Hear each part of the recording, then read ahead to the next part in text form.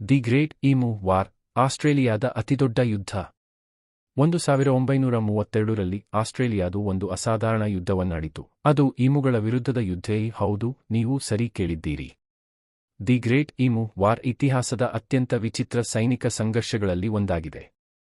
ಹಿನ್ನೆಲೆ: ಮತ್ತೊಂದು ಮಹಾಯುದ್ಧದ ನಂತರ ಆಸ್ಟ್ರೇಲಿಯಾದ ಸೈನಿಕರಿಗೆ ಪಶ್ಚಿಮ ಆಸ್ಟ್ರೇಲಿಯಾದಲ್ಲಿ ಕೃಷಿ ಮಾಡಲು ಭೂಮಿಯನ್ನು ನೀಡಲಾಯಿತು.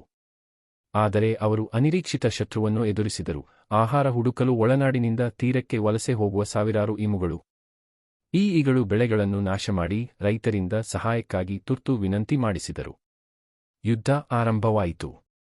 ರೈತರು ಮಾಡಿದ ವಿನಂತಿಗಳನ್ನು ಗಮನಿಸಿದ ಆಸ್ಟ್ರೇಲಿಯಾ ಸರ್ಕಾರ ಈಮು ಸಮಸ್ಯೆಯನ್ನು ಸಮಾಧಾನಪಡಿಸಲು ಯಂತ್ರಗನ್ನಾಸುಗಳನ್ನು ಹೊತ್ತ ಸೈನಿಕರನ್ನು ಕಳುಹಿಸಿತು. 1932ರ ನವೆಂಬರ್ನಲ್ಲಿ ಮೇಜರ್ ಜಿ.ಪಿ.ವಿ. ಮೆರೆಡಿತ್ ಒಂದು ಸಣ್ಣ ಸೈನಿಕ ಪಡೆಗೆ ನೇತೃತ್ವ ನೀಡಿದರು. ಈಮುಗಳು ಹೋರಾಡುತ್ತವೆ. ಆದರೆ ಈಮುಗಳು ನಿರೀಕ್ಷೆಗಿಂತ ಹೆಚ್ಚು ಶಕ್ತಿಯಾಗಿದ್ದುದು ಗೊತ್ತಾಯಿತು. ಈಮುಗಳು ತ್ವರಿತ ಮತ್ತು ಸಂಘಟಿತವಾಗಿದ್ದು, ಜಾರಿದಾಗ ಸೈನಿಕರಿಗೆ ಅವುಗಳನ್ನು ಹೊಡೆಯುವುದು ಕಷ್ಟವಾಯಿತು. ತಮ್ಮ ಅತ್ಯುತ್ತಮ ಪ್ರಯತ್ನಗಳೆಲ್ಲವಿದ್ದರೂ ಸೈನಿಕರು ಈಮು ಜನಸಂಖ್ಯೆಯನ್ನು ನಿಯಂತ್ರಿಸಲು ಹತ್ತಿರವೂ ಹೋಗಲು ಸಾಧ್ಯವಾಗಲಿಲ್ಲ. ಕೆಲವು ದಿನಗಳಲ್ಲಿ ಅವರು ಕೆಲವು ಈಮುಗಳನ್ನು ಕೊಲ್ಲಲು ಯಶಸ್ವಿಯಾದರು. ಪರಿಣಾಮ: ಈ ಆಂದೋಲನವನ್ನು ವಿಫಲವೆಂದು ಘೋಷಿಸಲಾಯಿತು ಮತ್ತು ಸೈನಿಕರು ಹಿಂತಿರುಗಿದರು. ಈಮುಗಳು ವಿಜಯಶಾಲಿಗಳಾದರು.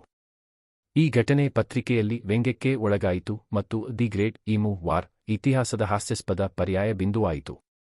ಅಂತಿಮವಾಗಿ ಸರ್ಕಾರ ಬೆಳೆಗಳನ್ನು ರಕ್ಷಿಸಲು ಪರ್ಯಾಯ ವಿಧಾನಗಳನ್ನು ಕಂಡುಹಿಡಿಯಬೇಕಾಯಿತು, ಈಮುಗಳ ಮೇಲೆ ಬಹುಮಾನಗಳನ್ನು ಒಳಗೊಂಡಂತೆ.